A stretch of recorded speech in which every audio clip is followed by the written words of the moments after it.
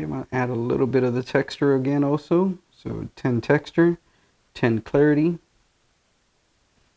As you can tell, this image is looking completely different from when we started.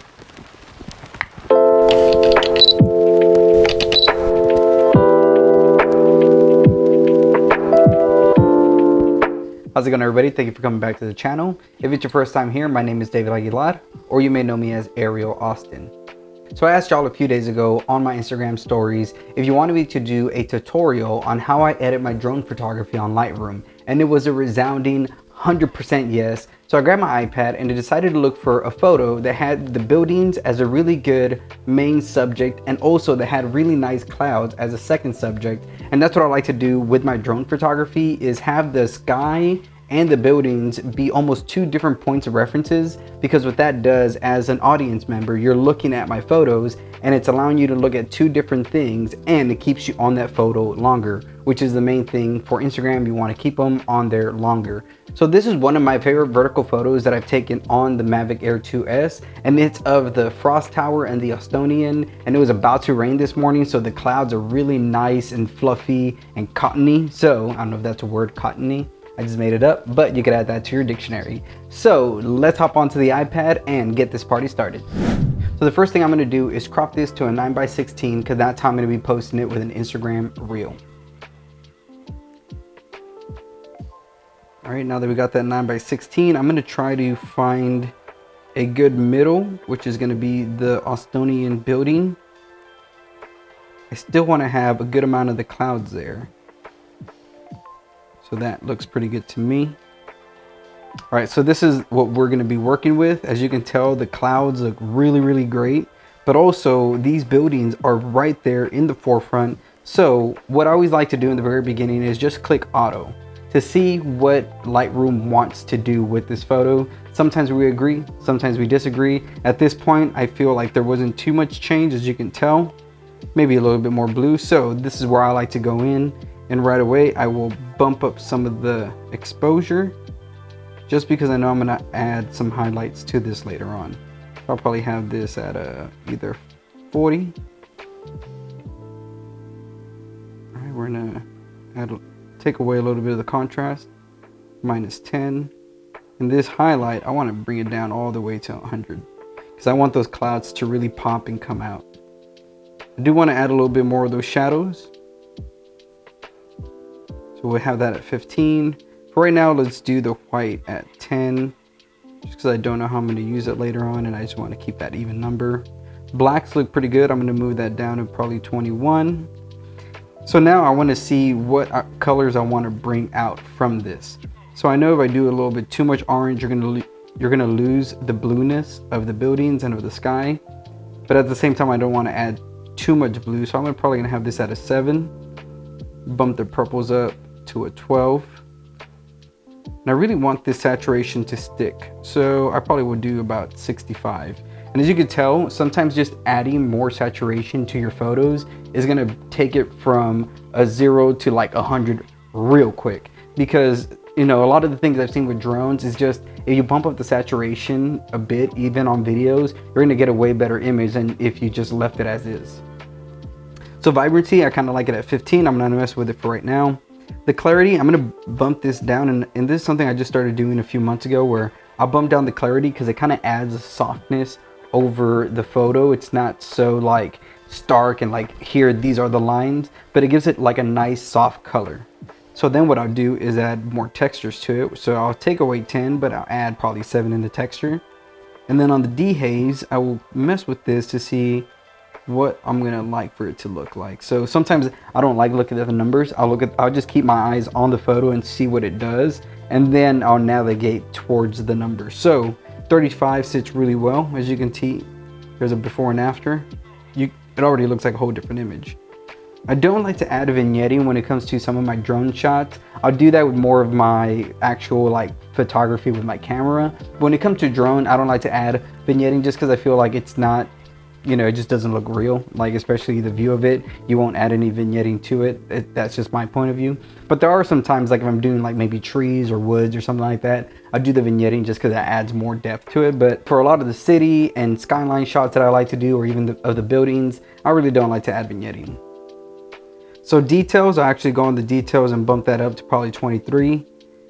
Add about 20 of masking and about 25 of noise and about 30 of color noise reduction. And to me, this takes away some of the graininess that you may get on your clouds, and it also softens up a lot of the colors.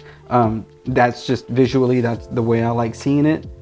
But if you don't want to do it, you don't have to. But like I said, to me, adding some noise reduction and color noise reduction really kind of adds a lot of softness to your photo. All right, so I don't need anything on my optics. This is already as vertical as it's gonna get. You see, I don't like it like that. And I don't like it like that either. So I'll just leave the geometry by itself.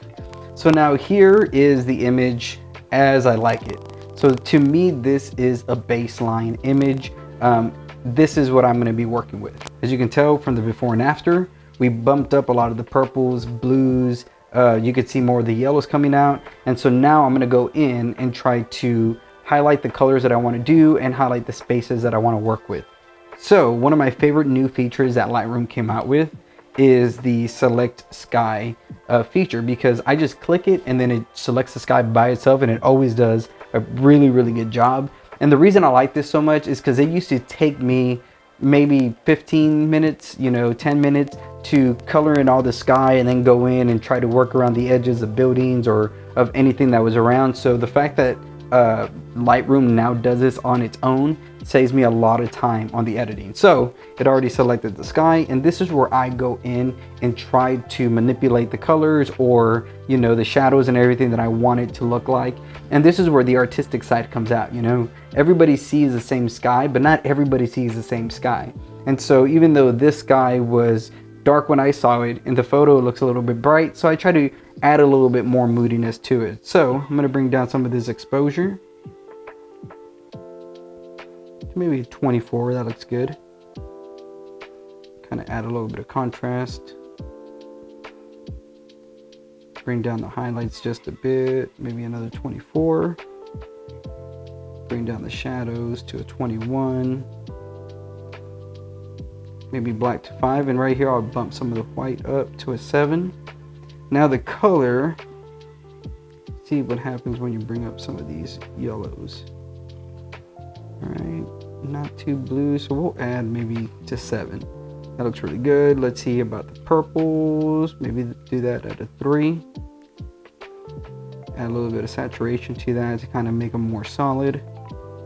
15. All right, and then again, I'll take away some of this clarity just so we can add again more softness to the shadows and the colors that are in here.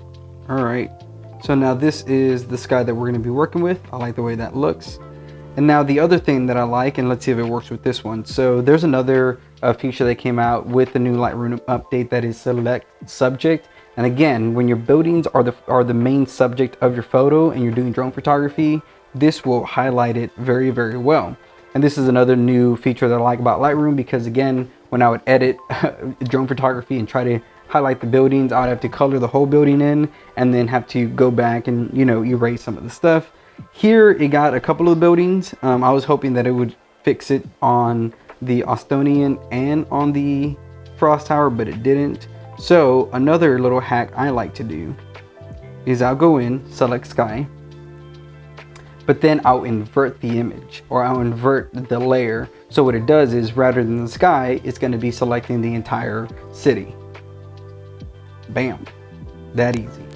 So now I'll bump up some of the exposure on this to make the buildings be the main thing you see when you're adding that exposure. And because I did that, I'm going to add a little bit of the highlights. 21 contrast, and we'll do about maybe 10. See, so as you can tell, it's so much brighter. The buildings are definitely popping more, but I'll show you right now. I'm also going to add some shadows to the street level. So now these buildings, I want them a little bit more blue, so we'll probably just do a regular 2. Add some of that saturation again, a 7. And now I'm going to want the city to pop just a bit, so the clarity, I'm going to add 10. Okay, I'm going to add a little bit of the texture again also, so 10 texture. 10 clarity. As you can tell, this image is looking completely different from where we started.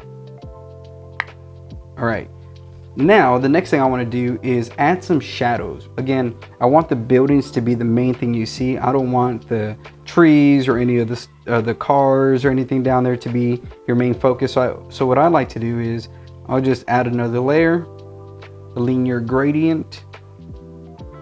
And I'll just select a really good kind of angle that I like to work with. Like this one's kind of easy, diagonal. And I'll just add shadow. Add some shadow. Boom, 100% shadow there. Maybe take away some exposure. As you can tell, it's gonna add some depth to the bottom. So again, your eyes are going straight to the middle. All right, and then we'll probably add some of that black also. We'll do 10. All right, and so I'll do that again for the other side. And your gradient, and kind of where the building is right here. Take away some of the exposure. 35. Shadows 25, and then some of this black right here 15. So now, as you can tell, your eyes are being fixated on the buildings, and it's going to be your main point of reference. But again, then you're going to look at the clouds and be like, wow, those are some really good clouds, but those buildings are popping. We're not done yet. Our last thing to do is start messing with the colors a little bit more in depth. So what I'll do, I'll go to the colors, and then down here we'll go to color mix. And this is where I like to mess with the colors. If I want to bump up the oranges, the purples, the blues, if I want to highlight more of the buildings that's going on. So we're gonna go down to color mix. And if you look, see how that just changes that orange. So I'll probably have that as a 10. I'll probably bump it up to 7. Luminance down maybe to a +7 also on that one. Get that yellow pop just a tad. Again, just because it's also behind the Austonian, I want to add that distinction of the blue and the yellow. All right. You can tell the blues are going to be a little bit more of a teal. So now we're going to get those a little bit darker. Brighten up the clouds and some other stuff a little bit more. All right, so now the next thing that I want to do, so now we're going to go back to the city being highlighted. I'm going to try to soften that up a bit, bump it up 7. And this is mainly because since I'm bringing up the blues, I want there to be a different sort of contrast with everything that's going on. So bump it up a little bit. Yeah, maybe add a little bit more greens on this one.